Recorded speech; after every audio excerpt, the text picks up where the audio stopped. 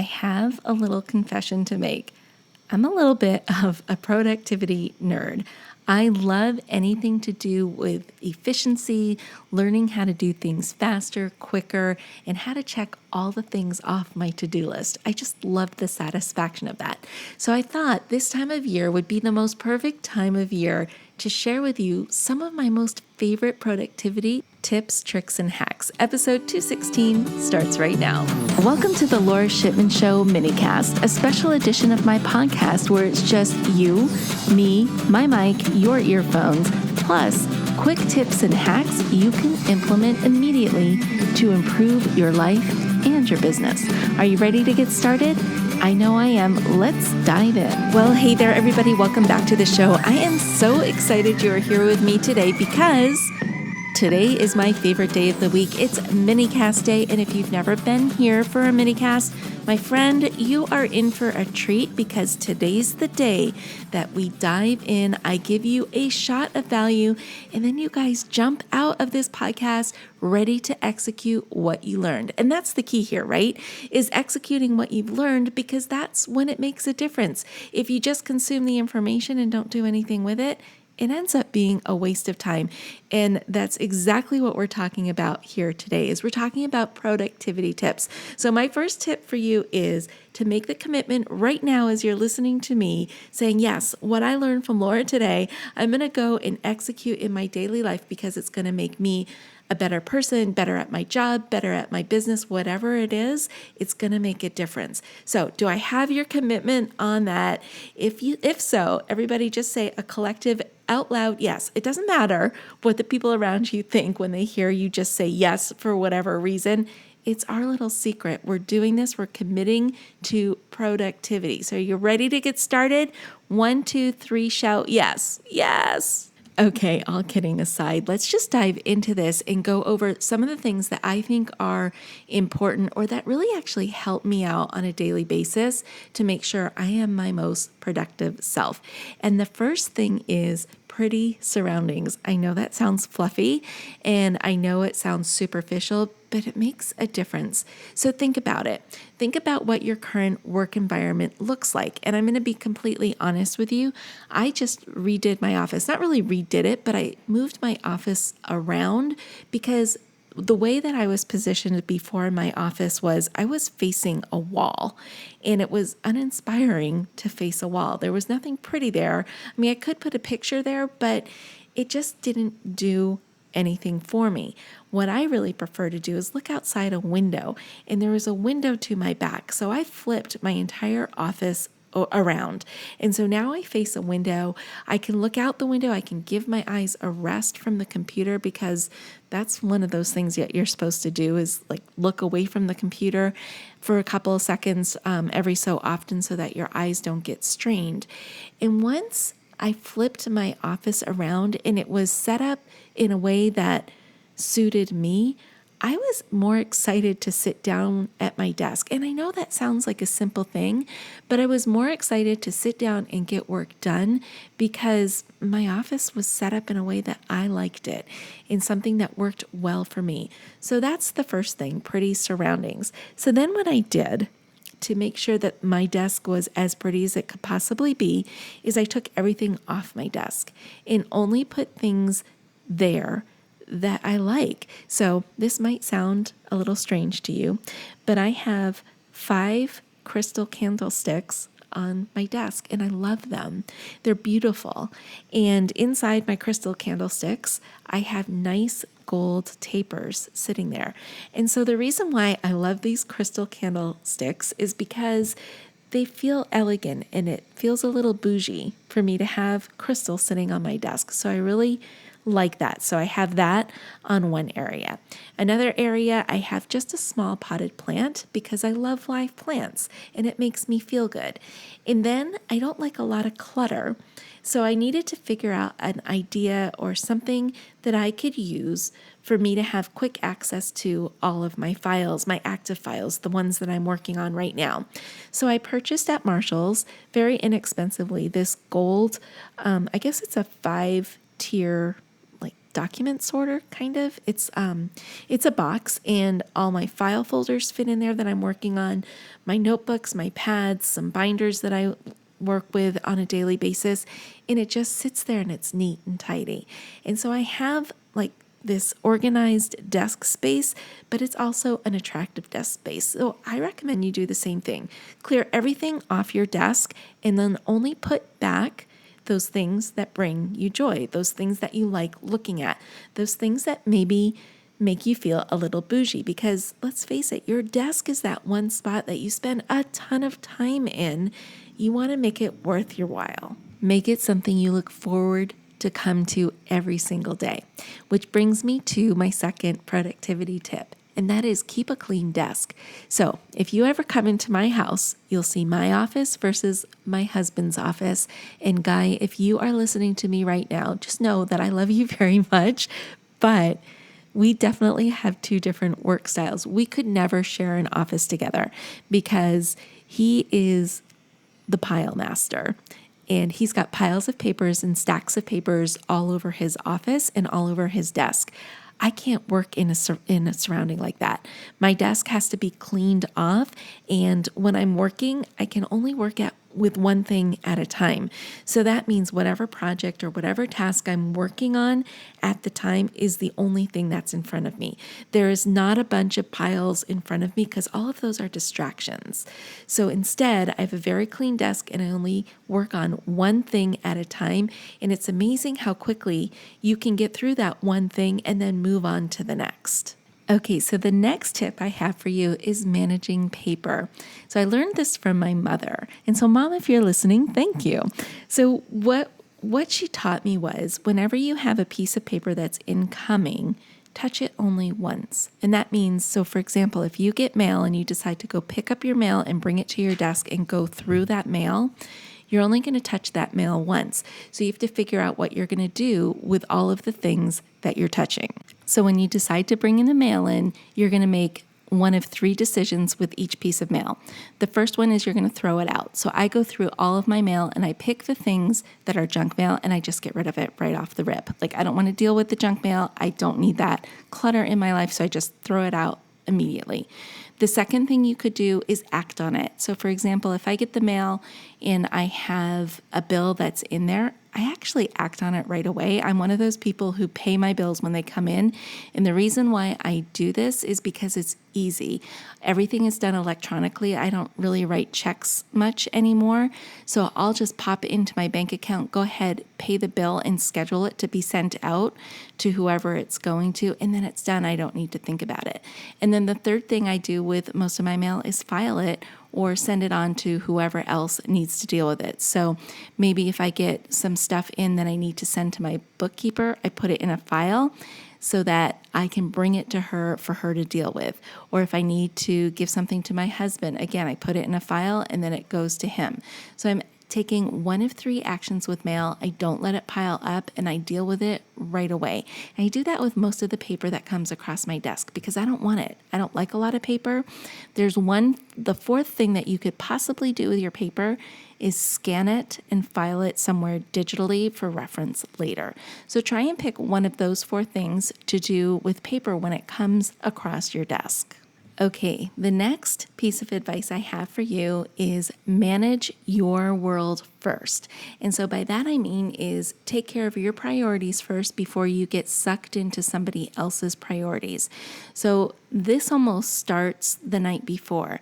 And what I try and do the night before is I write a list of all the things, the priorities that I need to get done for the next day, and that's waiting for me on my desk in the morning. So I know what my focus is. Instead of opening up my email right away and diving into whatever came in overnight, that's going to take me off course. I'm going to get sucked into somebody else's priorities through email. So instead, I work off of that list that I created the night before so I know exactly what I'm doing. So I'm managing my world first, right? So I'm going to prioritize those things on that list and start tackling them one by one.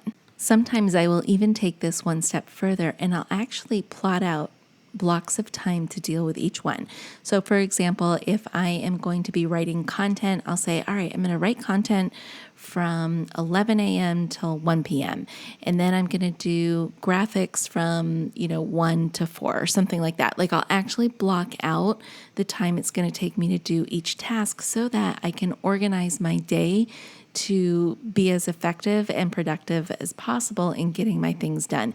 And the other thing this helps me with is it will actually keep my time realistic. So if I take a look at what all of my projects are for the day and I allocate hours to them, I'll be able to say, yeah, that makes sense. I could probably knock this out in a half an hour, and maybe this thing's going to take me 1 or 2 hours. And so then I'll be able to figure out what I can realistically fit into my day. And then that kind of fits in with my next tip is plans and lists. I love lists. I have multiple lists that I work from.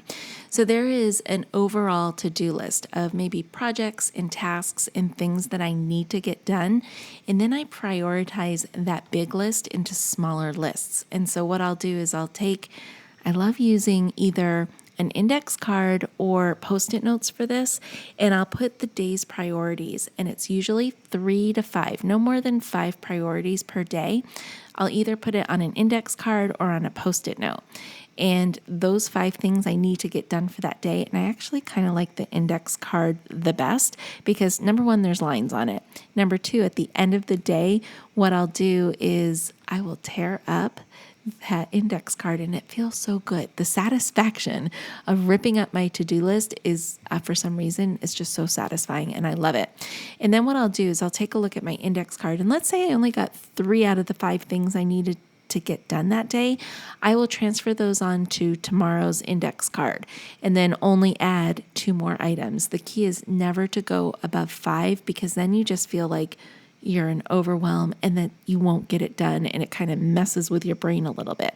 So strive for 3 to 5 major key items that you need to get done in a day and don't fill it with little piddly to do tasks. Instead, make them meaty enough, but also pay attention to how long they'll take you to get done. And again, I recommend mapping this out the night before so that you have this ready to go when you hit your desk first thing in the morning or whenever you end up at your desk ready to work.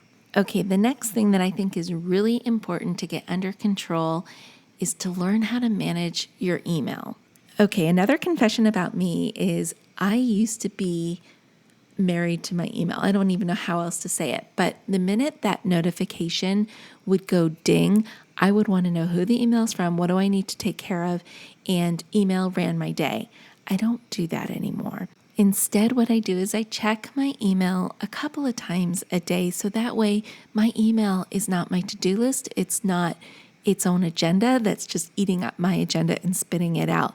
Instead, it's very organized. I go in maybe 3 times a day, see what's important, and act on it if I need to. Or I'll put it on my list to deal with at a later time in a more organized fashion. So while I'm in my email, I'll do a couple of things while I'm looking at email.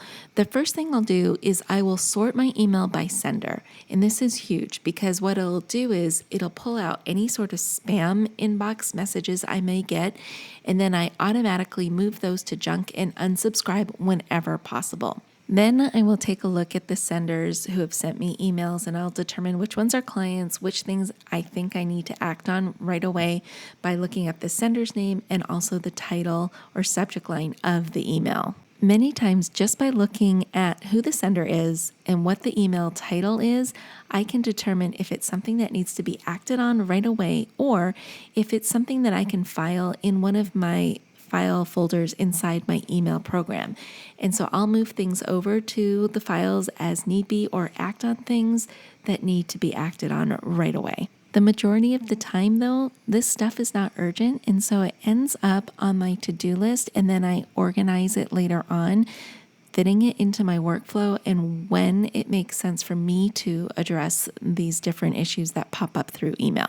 Once you look at your email this way, you'll be able to see trends and circumstances and senders and things like that in a whole new light.